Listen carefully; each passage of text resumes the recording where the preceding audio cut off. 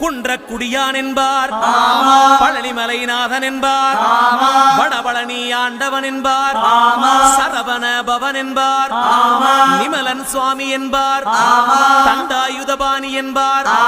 கலியுகவரதன் என்பார், வெற்றி வடிவேலன் என்பார், வீரவடி வேலன் என்பார், மரகத வண்ணன் என்பார், ஞானப்பலம் கேட்டவனா, நம்பினோரை நாடுபவனா, காவடி பிரியனாம், ராஜ அலங்காரம் கொண்டவனா, ஆண்டியாய் நின்றானா, ஆனால் செல்வத்தை எல்லாம் கொடுப்பானா, அப்படிப்பட்ட முருகனவன் ரொம்ப ரொம்ப சின்னவனா சுவாமி.